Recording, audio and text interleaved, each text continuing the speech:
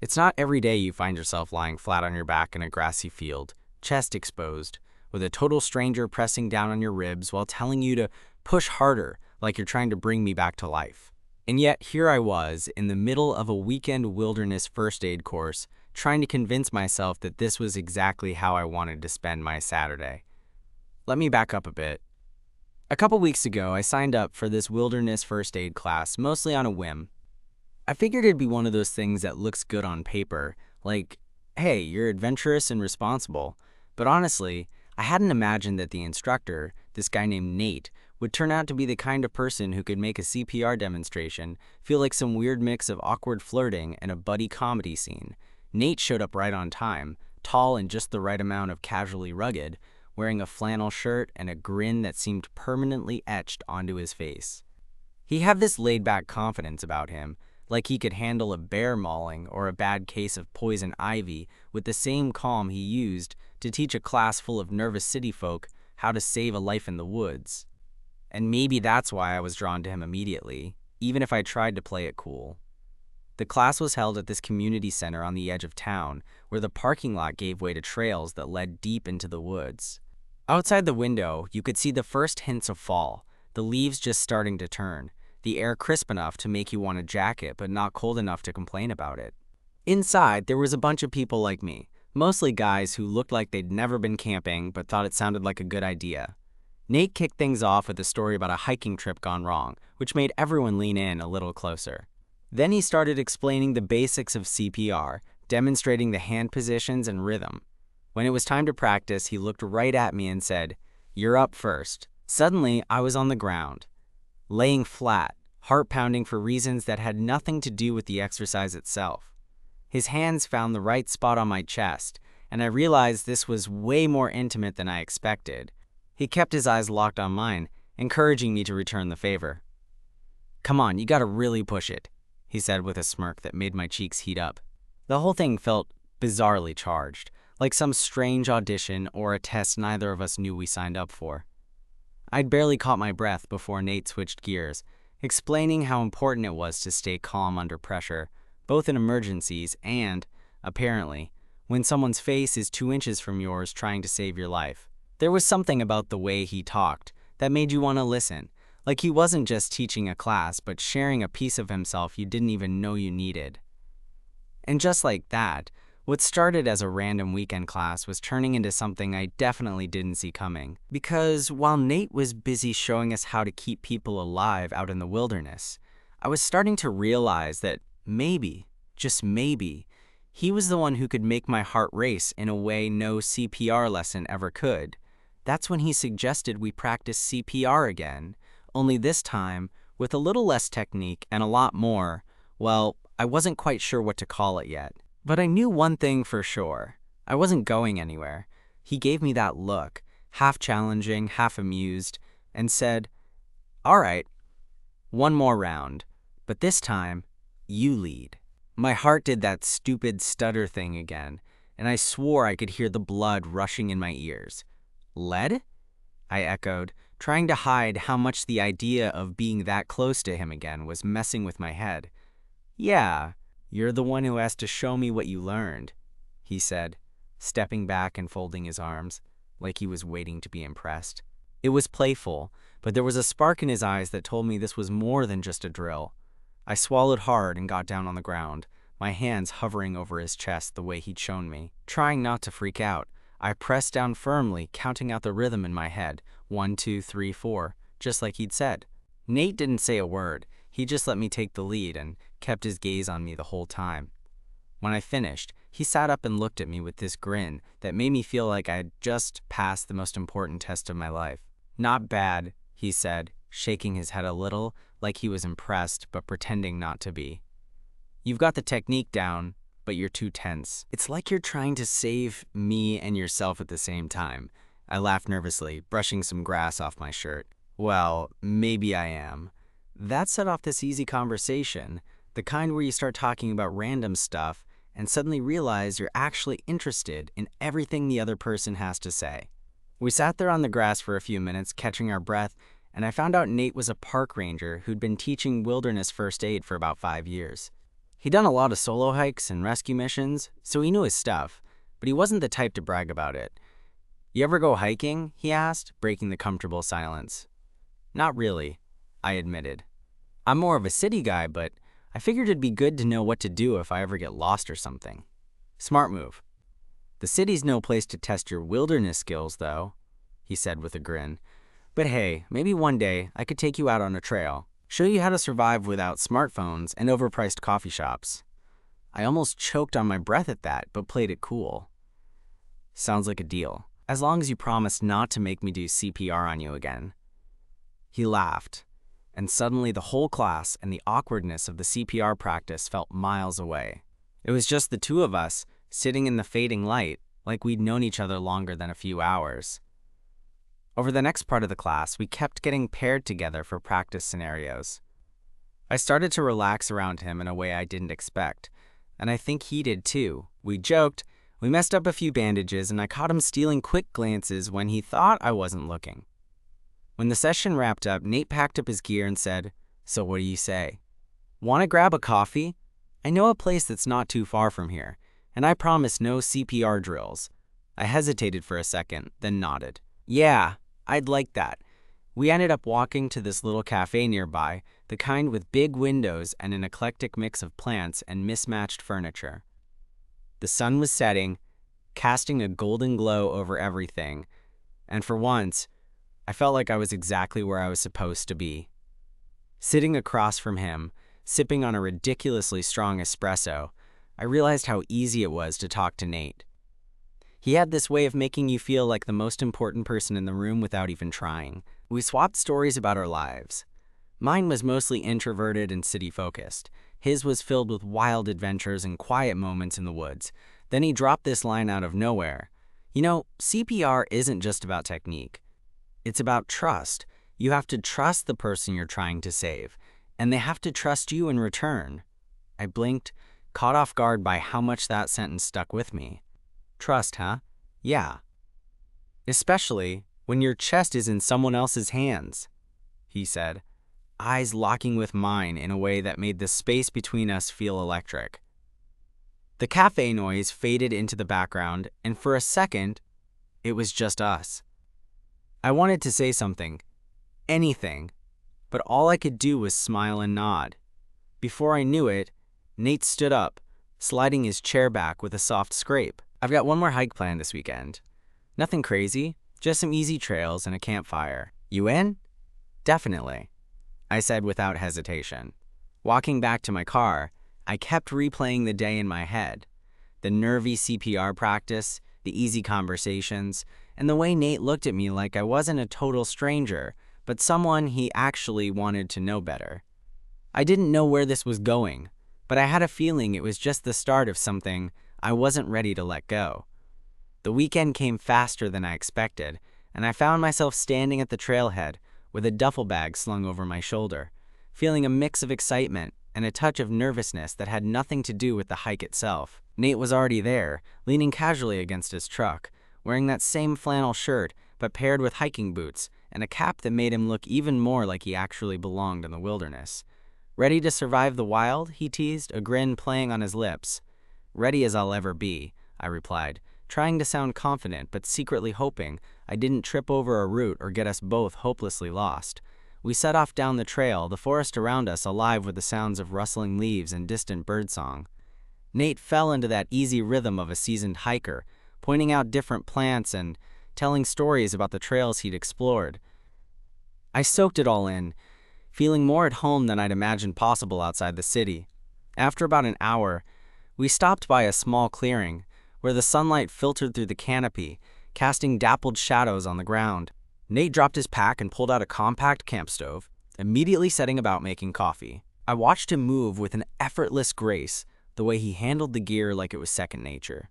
"Want to help?" he offered, holding out a mug. "Sure," I said, stepping closer. Our hands brushed as I took the mug, and I felt that familiar spark again, like electricity weaving between us. We sat side by side on a fallen log, sipping the strong coffee in comfortable silence. The kind of silence that doesn't feel awkward, but warm, like a shared secret. So, Nate started, breaking the quiet, You ever been camping before? Once or twice, but nothing like this, I admitted. More like sleeping in a tent pitched in my backyard. He laughed. A deep, genuine sound. Well, this weekend, I'm gonna change that. We spent the afternoon hiking deeper into the woods, Nate pointing out edible berries and patches of moss that indicated water was nearby. We crossed a small stream, laughing when I slipped on a wet rock but caught myself before falling. Nate reached out a hand, steadying me, and the way his fingers lingered just a second longer than necessary set my heart racing again. As the sun began to dip, we found a perfect spot to set up camp, a flat area surrounded by tall pines with a clear view of the fading sky. Nate worked quickly, pitching the tent and gathering firewood while I tried to keep up, fumbling with the tent poles and feeling like an amateur. "You're doing fine," he assured me, his voice softening as he caught my frustrated expression. "It's all about practice and patience." When the fire crackled to life, casting a warm glow over everything, we settled down beside it, sharing stories and laughs. The way Nate talked about his life, his love for the outdoors, the solitude he sometimes craved, and the moments when the forest felt like the only place that made sense, made me realize how different our worlds were, yet how perfectly they seemed to fit together. At one point, the conversation turned personal. Nate looked at me, the firelight flickering in his eyes, and said, "You ever thought about what you really want? Not just from a weekend or a class, but from everything?" I hesitated, caught off guard. "Honestly, I've been so caught up in work and routine, I'm not sure I even know anymore." He nodded, like he understood more than I'd said. "Sometimes you have to step out of your comfort zone to find that out. Like getting lost in the woods to find yourself again." I smiled, feeling a warmth that had nothing to do with the fire. Maybe this weekend is the start of that. As the stars emerged overhead, blanketing the sky with tiny points of light, Nate shifted closer, the space between us shrinking. I could feel his breath, steady but nervous, and I knew I wasn't the only one holding my breath. "Can I be honest?" he asked quietly. "Always," I replied. He reached out, tucking a stray lock of hair behind my ear, his fingers gentle but deliberate. "I've been wanting to do this since the CPR practice." I didn't need any more encouragement. Leaning in, I met him halfway, and the world narrowed down to that single moment. The wilderness around us fading away until all that mattered was the warmth of his lips against mine. The kiss was tentative at first, like testing the waters, then deeper, more sure. We pulled apart just enough to look at each other, both a little breathless and grinning like idiots. "Guess practicing CPR wasn't the only thing I learned this weekend," I joked. He laughed softly. "Definitely not." We spent the rest of the night talking under the stars, sharing dreams and fears, the crackling fire and the vast wilderness, making everything feel both terrifying and beautiful. In that moment, I realized that sometimes getting lost in the woods isn't about losing your way. It's about finding exactly where you're meant to be. And maybe, just maybe, finding someone who makes you want to stay. We eventually crawled into the tent, the night suddenly feeling too vulnerable and intimate to ignore. The thin fabric muffled the sounds of the forest, but outside crickets chirped, and the cool night air carried the scent of pine and earth. I could still feel the lingering heat of Nate's lips against mine, and the way his hand found mine in the dark was so natural, it made me wonder how we'd spent so many hours together without it happening sooner. "Didn't think I'd be camping with someone I just met," I said softly, not wanting the moment to end. He chuckled in the dark, the sound low and comforting. "Neither did I, but I'm glad you're here."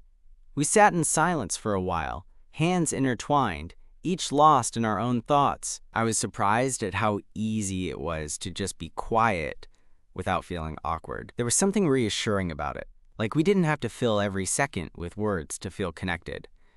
I've been thinking, I started, about how crazy it is that I almost didn't sign up for that class.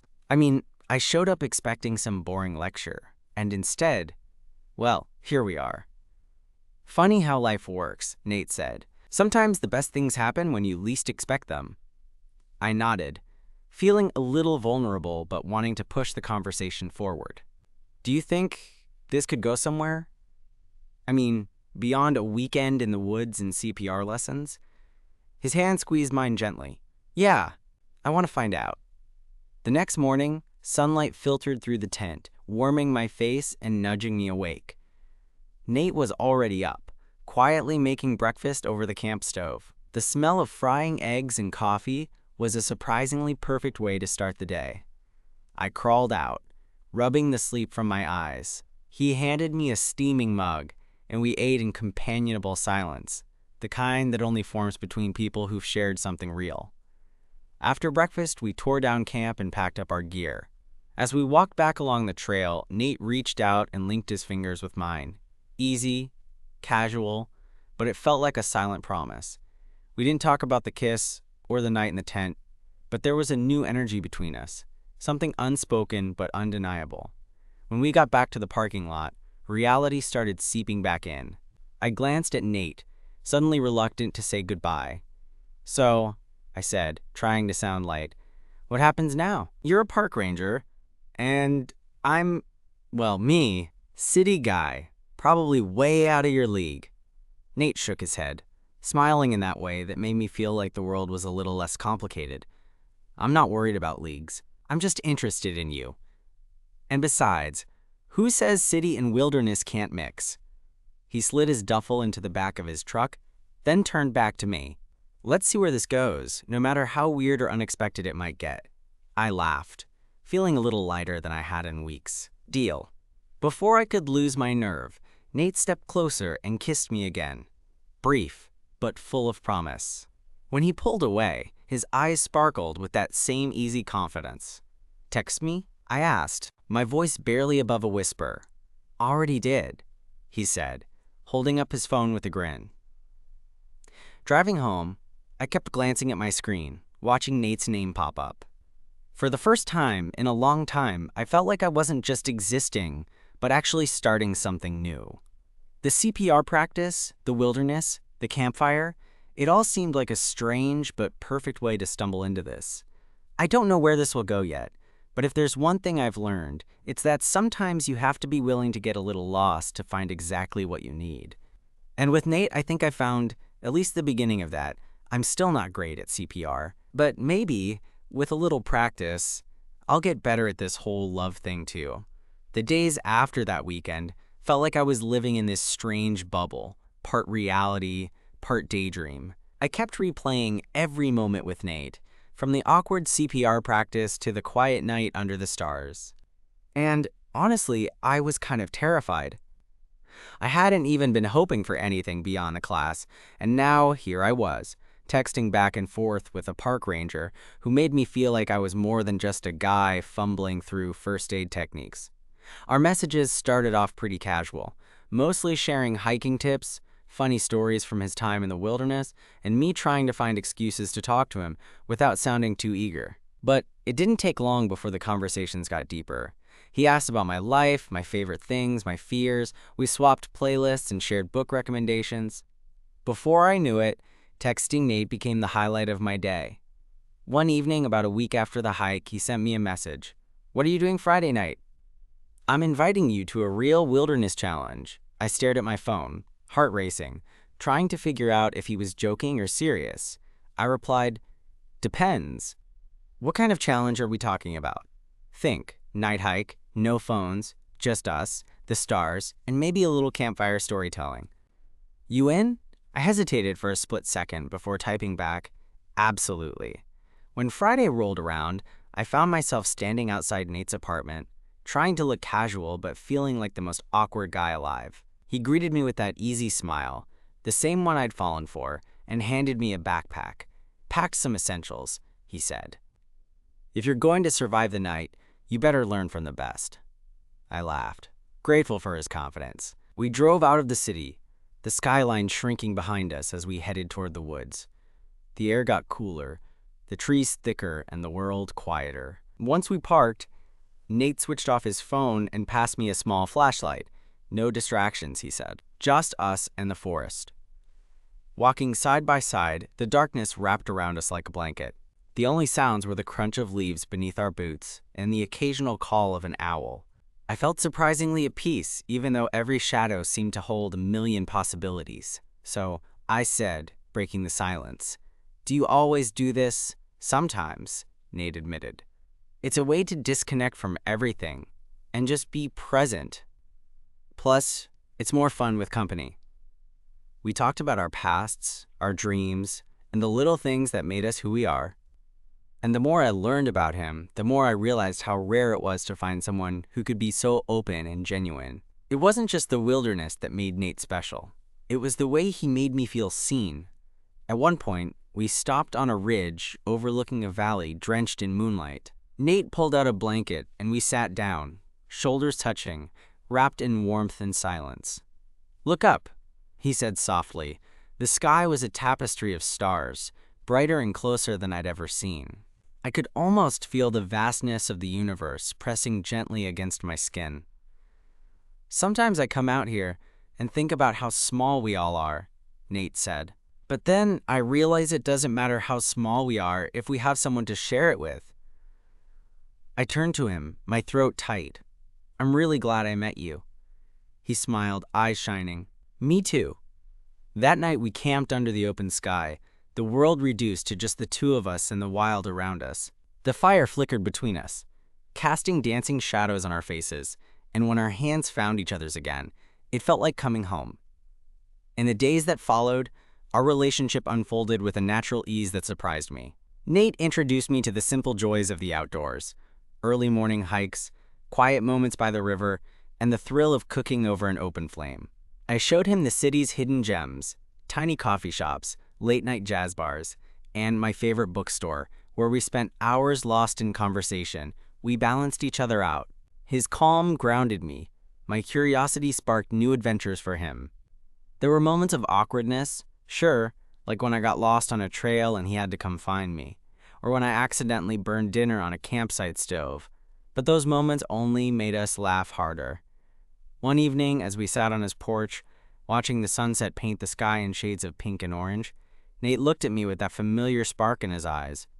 "You know," he said, "I never thought a wilderness first aid class would lead me here. To you." I reached for his hand, feeling a warmth that had nothing to do with the fading sun. Neither did I, but I'm glad it did. We leaned into each other, the world around us fading away once again. It was the beginning of something I didn't fully understand yet, but I was ready to find out, one step and one heartbeat at a time. Things between Nate and me kept unfolding in this slow, steady way that felt both new and oddly familiar, as if we were building something real, brick by brick, rather than rushing towards some grand climax. I liked that a lot. One Friday night, a couple of weeks after our night hike, Nate invited me over to his place for dinner. He promised a wilderness-inspired meal, which, in hindsight, probably meant I was going to learn just how easy it is to burn toast on a camping stove. But I didn't care. I was just excited to spend more time with him. When I arrived, the place smelled faintly of pine and earth, like the woods had followed him home.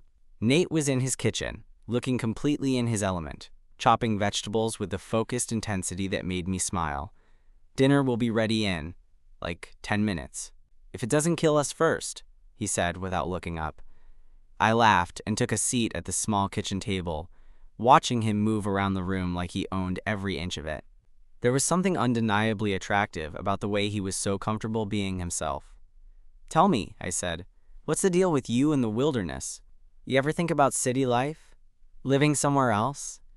He paused, leaning against the counter. "Honestly, the woods have always been home. I grew up near here, and being a park ranger feels like the most natural thing in the world. City life? It's exciting sometimes, but also overwhelming. I like the quiet." I nodded, understanding that feeling all too well. I feel the same way, just in reverse. The city's my home, but sometimes it's too much noise, too many people. He smiled softly. Maybe that's why we work. That simple sentence lingered between us, filled with a kind of hopeful promise. Dinner turned out better than I expected. Sure, Nate's wilderness-inspired meal was basically sautéed veggies and some kind of wild rice, but it was delicious, and sharing it with him made it taste even better. After we ate, we moved to the living room.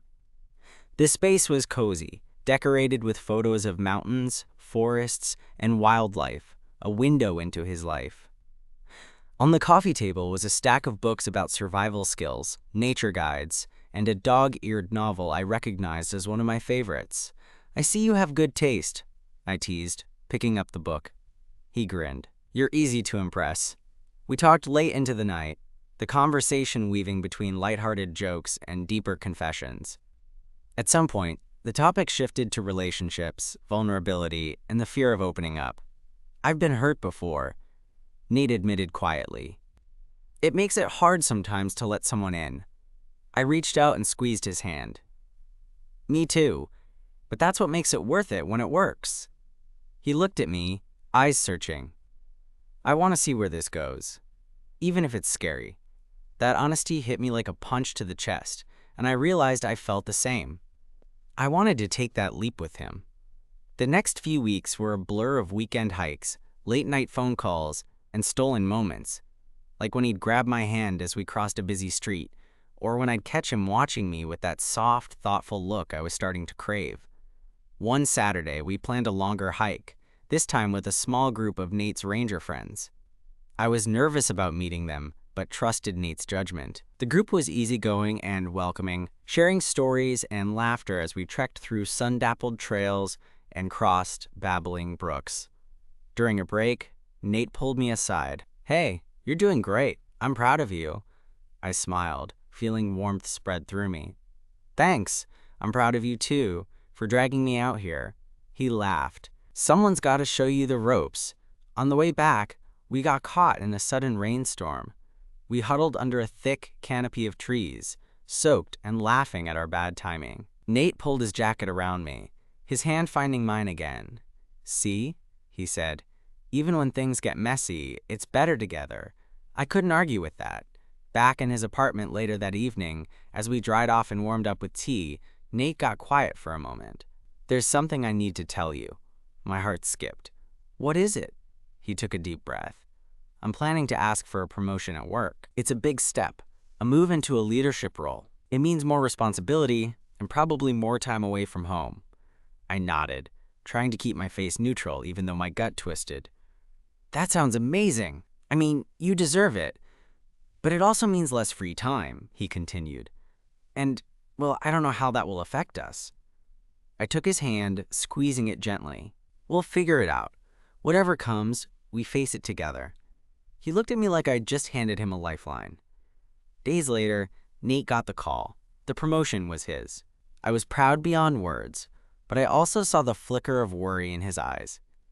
We spent that night talking about schedules, priorities, and what we both wanted moving forward. It wasn't all easy. There were moments when balancing work and us felt like juggling knives, but with every challenge, our connection deepened.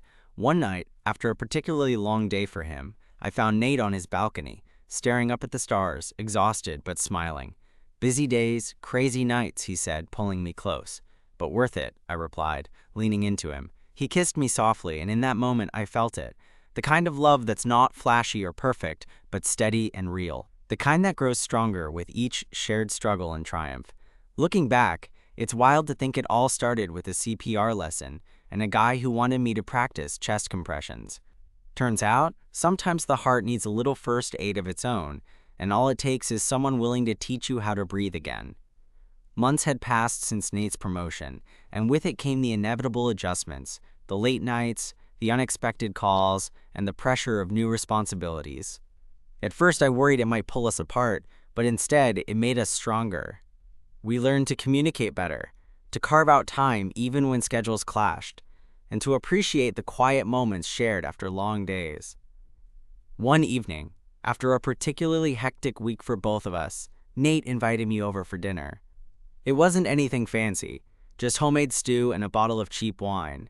But the way he smiled when I walked in made me feel like I was exactly where I was supposed to be. We ate slowly, talking about everything and nothing. The conversation drifted to how far we'd come since that first awkward CPR practice. "Remember when you had no idea what you were doing?" Nate teased, reaching across the table to squeeze my hand. I laughed, shaking my head. "And you're the one who wanted me to practice CPR." I thought I'd die of embarrassment. He grinned. "You didn't.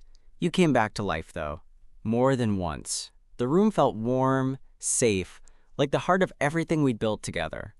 After clearing the dishes, Nate pulled me close, his eyes steady and full of something I recognized as love and quiet certainty. "I want you to know," he said softly, "you've changed my world. Not just the wilderness parts, but all of it." My throat tightened. "You've changed mine, too." We stayed wrapped in each other's arms long after the dishes were done, neither of us rushing to break the silence. It was a peaceful kind of contentment that felt more real than anything I'd known before. Later, as we sat on his balcony under a sky full of stars, our little sanctuary from the noise of the world, Nate pressed a gentle kiss to my forehead. "I don't know what the future holds," he said, "but I do know I want to face it with you." I smiled, feeling that familiar warmth spread through me. "Me too." We sat there quietly, hand in hand, the city humming softly below but somehow feeling miles away. And in that moment, I realized that love doesn't always come in grand gestures or perfect timing. Sometimes it shows up in the most unexpected places. A CPR class, a night hike, a shared cup of coffee, and grows quietly, steadily, until suddenly it becomes everything. I still get a little nervous when Nate suggests we practice CPR, but now it's less about awkwardness and more about the trust we've built, the connection that saved me in ways no first aid manual ever could. Because sometimes all it takes is one person willing to help you breathe again. And I'm lucky, more than lucky, to have found that person in him.